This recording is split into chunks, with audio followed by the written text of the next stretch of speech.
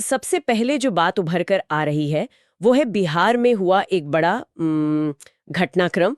प्रधानमंत्री ने सिवान में लगभग 5,900 करोड़ की परियोजनाओं का शिलान्यास किया है। जी, इसमें रेल और सीवेज ट्रीटमेंट जैसी बुनियादी सुविधाओं पर जोर दिख रहा है साफ तौर पर। और इसी से जुड़ा हुआ गोरखपुर पाटलिपुत्र मिनी वंदे भारत एक्सप्रेस का उद्घाटन भी हुआ है आज। हाँ, वो भी एक अहम कड़ी है।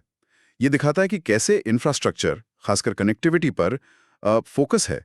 सिर्फ बड़े शहर नहीं बल्कि छोटे शहरों को जोड़ने की भी कोशिश दिख रही है। लेकिन जहां एक तरफ ये विकास की खबरें हैं, वहीं दूसरी तरफ शासन से जुड़े कुछ सवाल भी उठते दिख रहे हैं।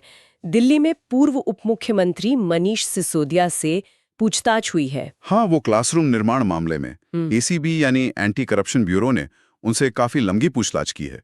ये भी एक महत्वपूर्ण पहलू है। तो मतलब एक तरह का संतुलन दिखता है, विकास योजनाएं और साथ में जवाबदेही जांच की प्रक्रियाएं। बिल्कुल, और इसी तरह की चुनौती उड्डयन क्षेत्र में भी दिख रही है। वो अहमदाबाद लंदन ड्रीमलाइनर दुर्घटना हुई थी ना, हाँ। 12 जून को। हाँ। तो उसके बाद जो सुरक्षा जांच चल रही है, उसके चलते एयर इंडिया को आज फिर 8 उड़ानें रद्द करनी पड़ी।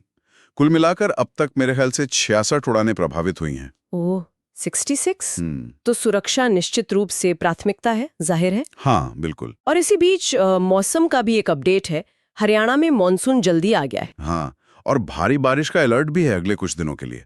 और हाँ, एक और बात, गृह मंत्री अमित शाह का एक बयान भी सामने आया है। अच्छा, क्या कहा उन्होंने? उन्होंने कहा कि जो वैश्विक अनिश्चितता का माहौल है, उसमें भारत अपने स्थिर लोकतंत्र और पारदर्शी नीतियों के कारण निवेश के लिए दुनिया का सबसे सुरक्षित डेस्टिनेशन है। ये बात कई आर्थिक विश्लेषणों में भी दोहराई गई है, जो हमने देखे हैं। सही। तो ये तो हुई देश के अंदर की बातें।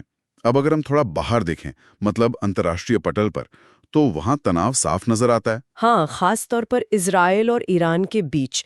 ये खबर काफी गंभीर है कि इजराइल ने ईरान के परमाणु रिसर्च और डेवलपमेंट हेडक्वार्टर, वो SPND, उस पर हवाई हमला किया है। निश्चित रूप से ये बहुत ही गंभीर घटनाक्रम है। लेकिन इसी तनाव के बीच एक मानवीय पहलू भी है। वो क्या? ईरान ने करीब 1,000 भारतीय छात्रों के लिए, जो वहां फंसे हुए थे, उनकी सुरक्षित वापसी के लिए अपना एयर स्पेस खोल दिया है। इसे तनावपूर्ण माहौल में भी सहयोग के रास्ते निकल आते हैं। बिल्कुल। और एक छोटी खबर और है, अफगानिस्तान में 4.6 तीव्रता का भूकंप आया है। गनीमत है कि किसी बड़े नुकसान की खबर नहीं है। चलिए, ये अच्छी बात है। अच्छा, आप जरा खेल जगत की तरफ देखें, वहां से कुछ अच्छी खबर है शायद? हाँ, क्रिकेट के मैदान से तो काफी अच्छी खबर है।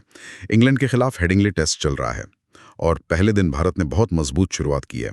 359 रन बना लिए हैं सिर्फ 3 विकेट खोकर। बढ़िया। और इसमें यशस्वी जायसवाल का शतक है 101 रन, और शुभमन गिल वो नाबाद है 127 पर। हाँ, दिलचस्प खबर है। बताइए। भारत ने पहली बार लंदन को ताजे जामुन एक्सपोर्ट किए हैं। जामुन? लंदन? ये तो नई बात है। हाँ, ये कर्नाटक के किसानों के लिए नए अवसर खोल सकता है। दिखाता है कि कैसे कृषि निर्यात में भी नए अनूठे रास्ते तलाशे जा रहे हैं। ये तो बहुत सकारात्मक खबर है। इसके अलावा कुछ स्टॉक पिक्स और स्टार्टअप्स की भी बातें थी हमारे स्रोतों में। हाँ, पारस डिफेंस, तिरुमलाई केमिकल्स जैसे कुछ स्टॉक्स का जिक्र था और स्टार्टअप इकोसिस्टम की भी कुछ हलचलें थी।